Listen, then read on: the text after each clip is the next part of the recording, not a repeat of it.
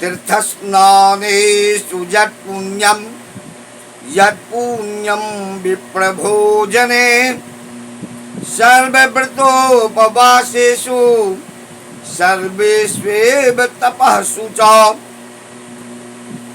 यत्पुण्यं च महादाने यत्पुण्यं हरिसेवने यत्पुण्यं प्राप्यते सद्यः केवलं धेनुसेवया। प्रेम से बोलिए गौ महारानी की जय।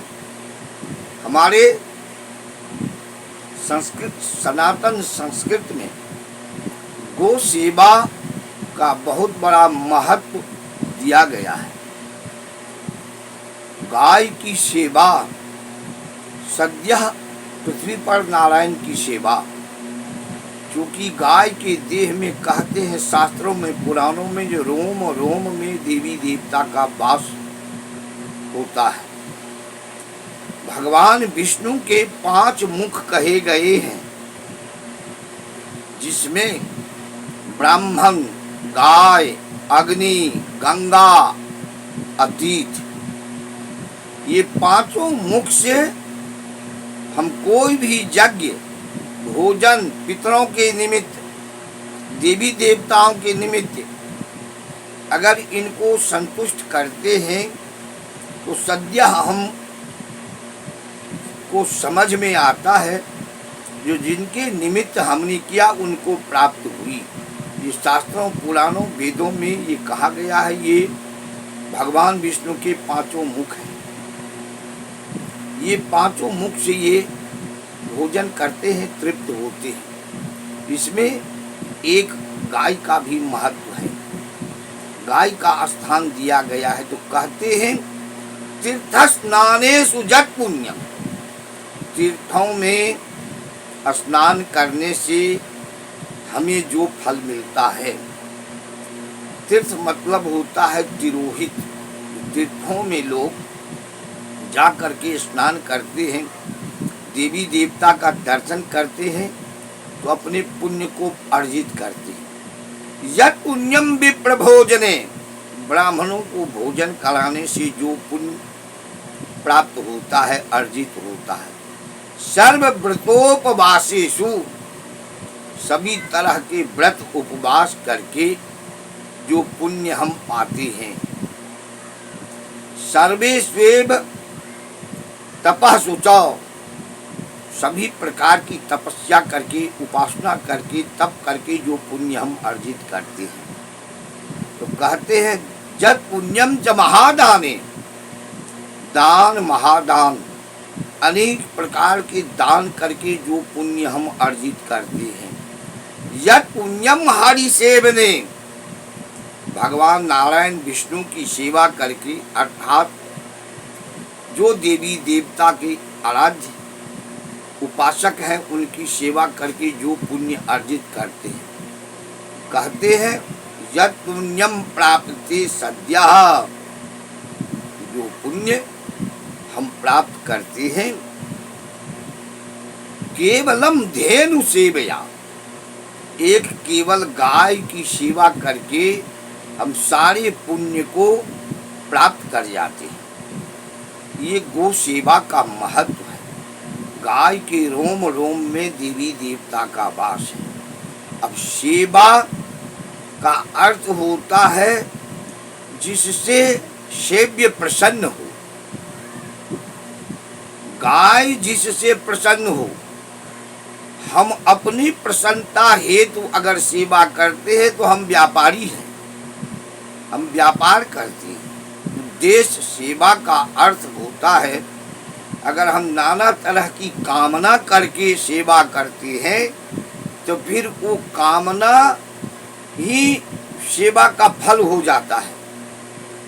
तो कामना ही सुख या दुख को उत्पन्न कर देती है।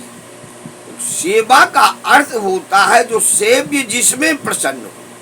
तो गो माता जिसमें प्रसन्न हो, गो माता की प्रसन्नता जिसमें हो।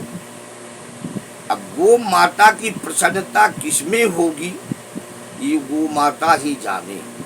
अर्थात उनकी सेवा में हमें किसी तरह का प्रपंच नहीं होना चाहिए।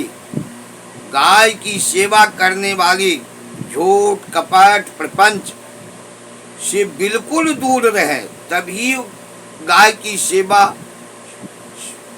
सफल हो पाएंगे, तभी गाय की सेवा पुण्य उन्हें मिलेगा। गाय की सेवा करने वाले अगर किसी तरह के छल कपट प्रपंच ईर्ष्या द्वेष में लिप्त होते तो उनकी सेवा व्यर्थ हो जाती है। देवी देवता की सेवा करने वाले अगर किसी तरह का ईर्ष्या द्वेष लोभ प्रपंच में लिप्त होकर के करते तो सेवा नहीं है, वो व्यापार कहा जाता है। कोई भी हो, ये ऐसा होता है। देवी देवता जिसमें प्रसन्न होंगे ऐसे कार्य को करेंगे तो देवी देवता के अंदर में वो प्रसन्नता हो जाती है जो उन्हें किस तरह से संतुष्ट रखें। उदाहरण स्वरूप कामधेनु को पुत्री नंदिनी को राजा दिलीप को पुत्र नहीं था। वशिष्ठ मुनि के आश्रम में गए और उन्हें कामधेनु की पुत्री एक नंदिनी बछिया दी गई थी और कहे थे जो इसकी सेवा करो।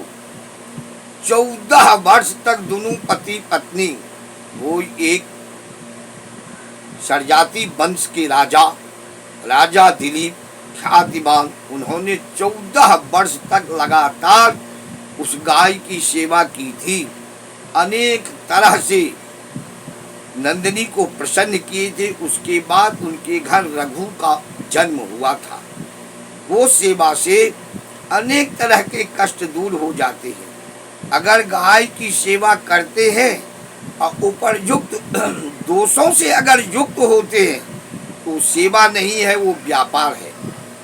गो माता अगर किसी प्रकार की तकलीफ में हो, गो माता की गाय की सेवा को सद्यः नारायण की सेवा समझ के उनकी सेवा करें, उनको प्रसन्न रखें, तभी सेवा का महत्व होता है। सेवा का अर्थ ही होता है जो सेव्य जिसमें प्रसन्न हो वो कार्य आप करें, वो कार्य हम करें, तभी सेवा का महत्व होता है, तभी सेवा का फल सदर्थ होता है।